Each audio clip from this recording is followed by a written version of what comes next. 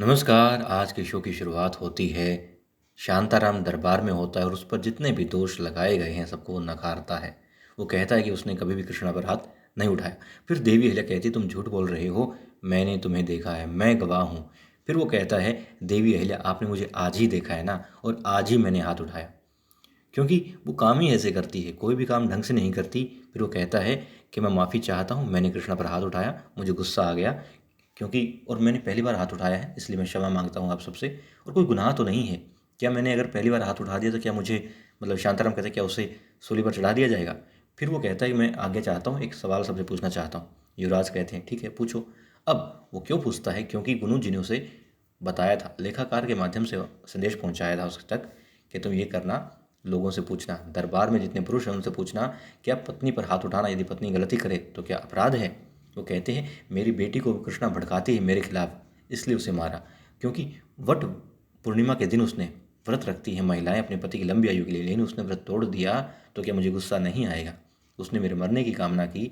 शांताराम जो उसका पति है उसके मरने की उसने कामना की कृष्णा ने, तो बस उसको गुस्सा आ गया और हाथ उठा दिया। अब वो कहता तो क्या मेरा ये अपराध अपराध है? क्या मैंने इतना बड़ा अपराध कर दिया कि सूली पर चढ़ा दिया जाएगा? किस पति को गुस्सा नहीं आएगा, किस पुरुष को गुस्सा नहीं आएगा इस बात पर? और मैंने पहली बार ही हाथ उठाया है। वो कहते हैं देवीला आपने आज ही देखा ना, तो मैंने बस आज ही हाथ उठाया था और आपने देख लिया। मैंने इसके अलावा कभी हाथ नहीं उठाया। मैं इन दोनों से बेहद प्रेम करता हूँ। हालांकि ये बहुत गलतियाँ करती रहती हैं, मगर मैं फिर भी प्रेम करता हूँ। देवी अहिल्या कहती है तुमने पहली बार हाथ नहीं उठाया है, चलो मान भी लें कि तुमने पहली बार हाथ उठाया है, तो क्या सिर्फ तुम पति हो इसलिए इस चीज़ को बर्दाश्त कर लिया जाए? क्या ये अपराध नहीं है? क्या तुम पुरुष होने के नाते एक महिला पर अत्याचार कर रहे हो क्योंकि वो तुमसे शारीरिक बल में कमज़ोर है, तुम्हारा विरोध नहीं कर सकती? देवी अहिल्या कहती चाहे पहली बार हो या कई बार हो चुका हो, महिला को प्रताड़ित करना अपराध है और आपको इसकी सज़ा मिलेगी, मिलनी चाहिए। अब शांताराम कहता है कि मैं खेतों में कड़ी मेहनत करता हूँ और जब घर आता हूँ चाहता हूँ मेरी पत्नी मेरे बच्चे शांति से मुझे मिले और बहुत अच्छा मेरे साथ में व्यवहार करे, मगर आता हूँ तो क्या पाता हूँ?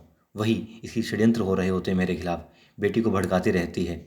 इसकी गलतियाँ आप सब लोग जानते हैं, गिरती पड़ती रहती है, कोई भी काम ढंग से नहीं करती है, तो मुझे गुस्सा आ जाता है।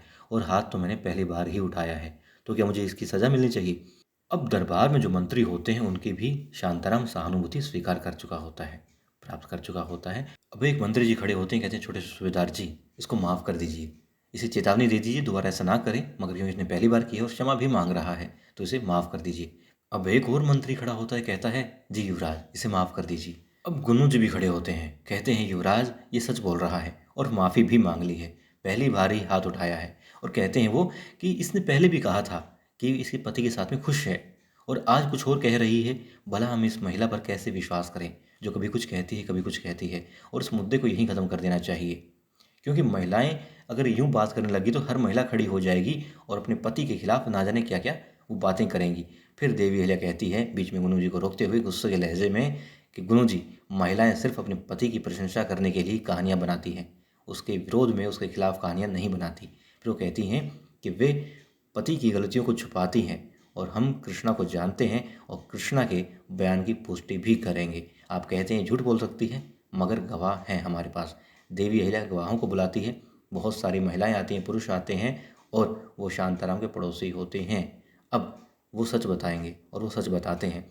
क्या दिखाते हैं? देवी अहिल्या याद करती है, देवी अहिल्या ने जो चुकू जी को कह करके रात को दरवाजे खटखटवाए थे गांव वाले के, वो सभी गांव वाले आए थे, देवी अहिल्या से मिले थे। देवी अहिल्या ने उनके आगे हाथ जोड़े थे और कहा था, महिलाओं ने कहा कि आप हाथ मत जोड़िए, हमें शर्मिंदा मत कीजिए। देवी अहिल्या ने कहा कि नहीं, मैं आप लोगों से कुछ मांगती हूँ, मैं मांगती हूँ कि आप सच का साथ देंगे और जो कृष्णा के साथ हो रहा है वो कल आपकी बेटियों के साथ भी हो सकता है। अन्याय तो अन्याय है। आज यदि आप किसी दूसरे के लिए नहीं बोल सकते तो कल को कोई आपकी बेटियों के लिए कोई क्यों बोलेगा? अब महिलाएं जाग चुकी थी, पुरुष भी जाग चुके थे, क्योंकि संतान की बात थी। और वो लोग वहाँ पर गवाही देते हैं कि हाँ, शांताराम बहुत ही निर्दयी है, बहुत पीटता है।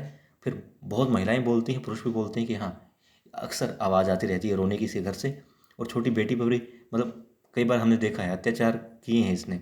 इसकी महिला को तो बहुत मारता है, पीटता है, रोने की आवाज़ें आती हैं।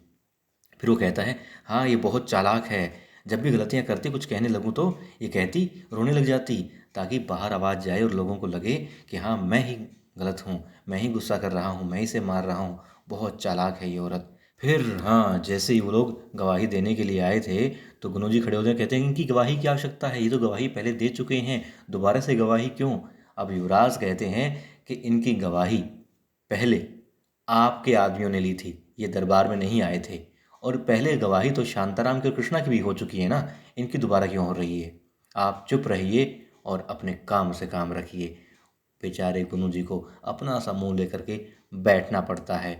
और फिर गांव वालों ने गवाही दी। अब शांताराम फंसता जा रहा था। फिर एक गवाह और आता है। कौन होता है वो गवाह? वो होता है जो अक्सर वैद्य जी के साथ रहता है और औषधि बना करके गोमती को कृष्णा के लिए देता है। वो बताता है कि अक्सर इस पर चोट लगती रहती है और गोमती हर दूसरे दिन इसके लिए दवा लेके जाती रहती है।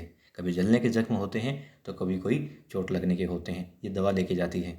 अब शांताराम कहते हैं बहुत झूठी महिला है, बहुत लापरवाह महिला है, इसका विश्वास नहीं करना चाहिए। अब कृष्णा गुस्से में चिल्लाती है और कहती है कि तुम इस बार हद कर रहे हो, तुमने मेरी बेटी पर हाथ उठाया, बहुत गलत किया, तुम्हारी हिम्मत कैसे हुई। वो आगे बढ़ती है और कांपने लगता है शांताराम डर के मारे कि अरे चंडिका आ रही है। फिर शांताराम थोड़ा संभलता है और कहता है कि तुम्हारी हिम्मत कैसे हुई मुझसे आंखें मिला करके बात करने की। अब तक तो तुम्हारी आंखें झुकी रहा करती थी, चुपचाप मार खाया करती थी, अब तुम्हारी इतनी हिम्मत हो गई कि तुम मेरे सामने बोलोगी, मुझे धमकाओगी, मुझ पर गुस्सा करोगी भरे दरबार में।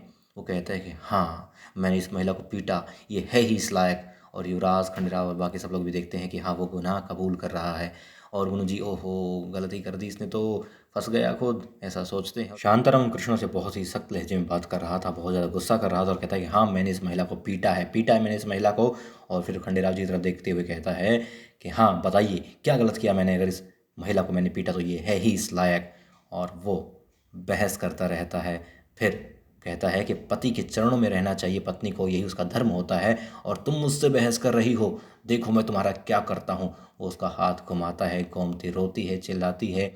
और गद्दी से बैठे बैठे खंडेराव जी कहते हैं शांताराम, और तभी शांताराम क्या देखता है, तलवार उसके गर्दन पर होती है। खंडेराव जी के सामने खड़े होते हैं और फिर वो हाथ जोड़ के माफ़ी मांगता है। कहता कुछ नहीं, मन ही मन बस हाथ जोड़ के कि माफ़ कर दो, माफ़ कर दो। और बहुत ही ज़्यादा गुस्से में होते हैं युवराज। खंडेराव कहते हैं शांताराम, ये तुम्हारे गले पर है, और मैं चाहता तो तुम्हें बिना पता लगे भी तुम्हारा सर धड़ से अलग कर सकता था, मगर मैंने इस तलवार को रोक लिया। क्यों?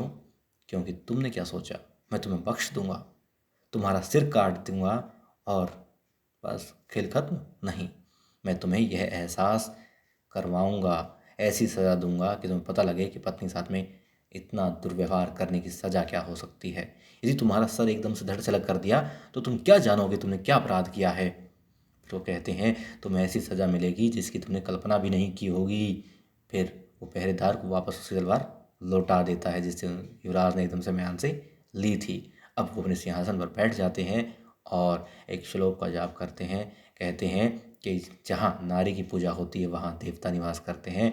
और आपकी सोच क्या है? शांताराम के देवताओं को परेशान करें? फिर वो कहते हैं कि पुरुष का सबसे पहला कर्तव्य है कि वह हर महिला का सम्मान करे और उसके साथ अच्छा व्यवहार करे।